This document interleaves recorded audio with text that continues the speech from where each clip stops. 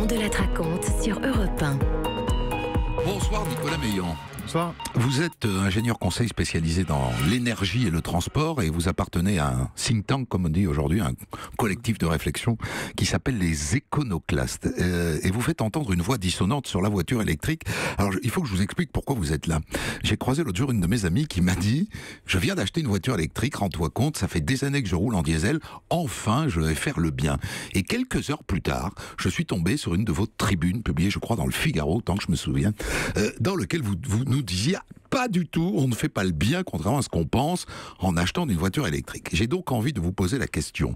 Est-ce que, la question que se posent tous les gens aujourd'hui, qui ont des diesels et qui veulent passer à la voiture de demain, est-ce qu'acheter une voiture électrique fait de nous un écologiste modèle, Nicolas Meillan?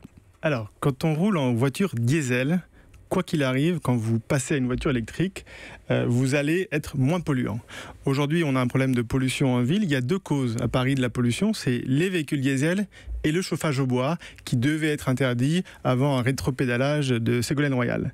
Donc à partir du moment où on remplace une voiture diesel par une voiture électrique, on va moins polluer. Mais sauf que la voiture électrique, ça n'est juste qu'une solution. On peut aussi acheter une voiture essence plus récente, on peut aussi faire du covoiturage, on peut aussi vendre sa voiture, acheter un vélo électrique. Et la voiture électrique fait partie des solutions pour faire baisser la solution. Alors le problème de la voiture électrique en ville, c'est que c'est très bien en ville parce que c'est là où la pollution est concentrée, mais c'est qu'il faut un parking pour la charger.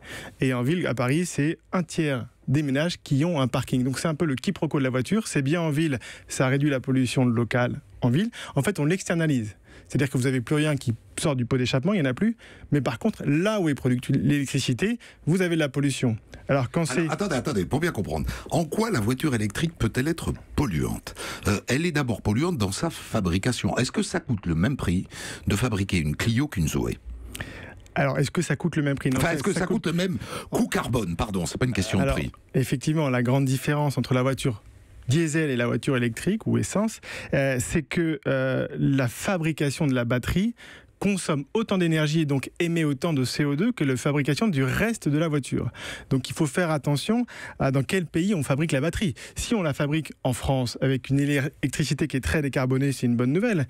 Mais si on la fabrique en Pologne, comme ça va être le cas de la première gigafactory européenne, vous êtes dans le pays champion du monde du charbon avec plus de 80% d'électricité au charbon. Mais là, c'est complètement stupide. C'est-à-dire que fabriquer une batterie pour une voiture, alors j'ai pris la Zoé, pardon, c'est la seule que je connaisse, mais on va la prendre jusqu'au bout celle-là, parce que c'est la plus populaire des voitures électriques actuellement en France. Fabriquer une Zoé, une batterie de Zoé aujourd'hui coûte aussi cher que fabriquer une Clio.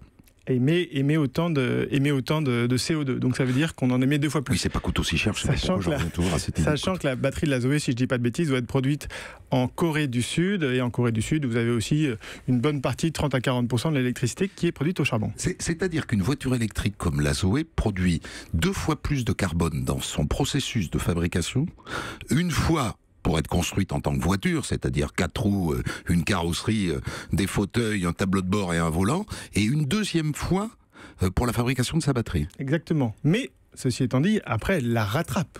Oui. Puisqu'ensuite, à l'usage, elle émet moins de CO2. En fait, la voiture électrique, si vous voulez, ça dépend de quel pays vous êtes. Si vous êtes en France, ça n'est pas une voiture électrique, c'est une voiture nucléaire, parce que 3/4 de l'électricité nucléaire. Si vous êtes en Norvège, avec beaucoup de barrages, c'est une voiture hydraulique. Mais si vous ête en Allemagne, vous avez une chance sur 2, c'est une voiture au charbon. Une chance sur 2. Donc, en France, c'est plutôt une une solution satisfaisante en matière de réduction des émissions de carbone. Alors, en France, c'est effectivement, que ce soit sur les émissions de particules, les émissions de dioxyde d'azote, qui est un polluant qui sera bientôt à la mode dans les mois qui viennent, que ce soit sur les émissions de CO2, c'est un bon calcul. En France, en Norvège, en Suède, dans des pays où l'électricité n'est pas produite à partir d'énergies fossiles. Mais aujourd'hui, il faut se souvenir que 40% de l'électricité mondiale est produite à partir de charbon, 40% en Allemagne, 30% aux États-Unis, 65% en Chine. Et donc aujourd'hui, c'est une voiture au charbon. Donc au fond, quand on fait le choix de la voiture électrique en France, comme le préconise la mairie de Paris, qui nous annonce qu'en 2030, il n'y aura plus de véhicules thermiques dans Paris, qui nous dit, si vous voulez, pourrez vous rouler en voiture électrique, ça sera bénéfique pour la vie des Parisiens, mais en vérité, la pollution va se déplacer dans d'autres pays, ceux qui fabriquent les batteries.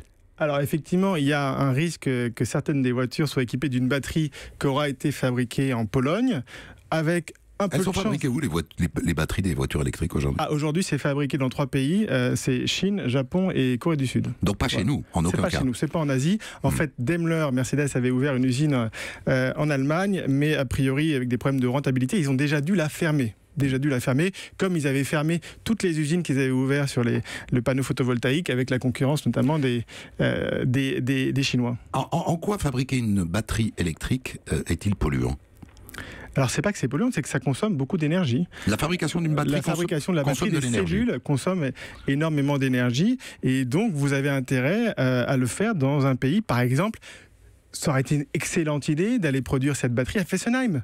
Et c'était peut-être dans les projets de Ségolène Royal à une époque. Mais aujourd'hui, qu'est-ce qu'on fait? C'est-à-dire au cul de la centrale nucléaire, c'est Alors, moins polluant que si on le fait au charbon en Allemagne ou en Corée du Sud. Il faut mieux le produire dans un pays comme la Suède, la Norvège, la France, ou des pays qui ont très peu de charbon. L'Angleterre, par exemple, vient de se débarrasser de son charbon en 5 ans. Il produisait 40% d'électricité au charbon avec une taxe carbone à 20 € la tonne. Et c'est ça la solution. C'est la taxe carbone 20 € la tonne pour le monde entier. Et là, on se débarrasse du charbon, on se débarrasse du CO2, on se débarrasse des particules, on se débarrasse d'un maximum d'externalités. Mais vous avez un certain nombre de pays qui vont pas être d'accord, comme l'Allemagne, comme la Chine, etc., qui dépendent beaucoup du charbon. Donc globalement, la voiture électrique n'est pas totalement la solution, contrairement à ce qu'on voudrait nous faire croire aujourd'hui.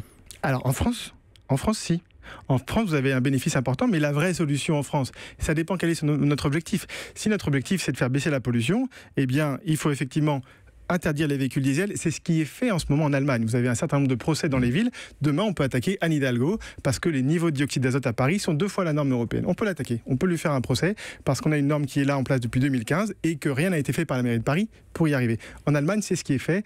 Et vous avez Hambourg, par exemple, le périphérique d'Hambourg, enfin la rue la plus polluée avec plus de trafic, vont interdire 80% des voitures diesel. 80%.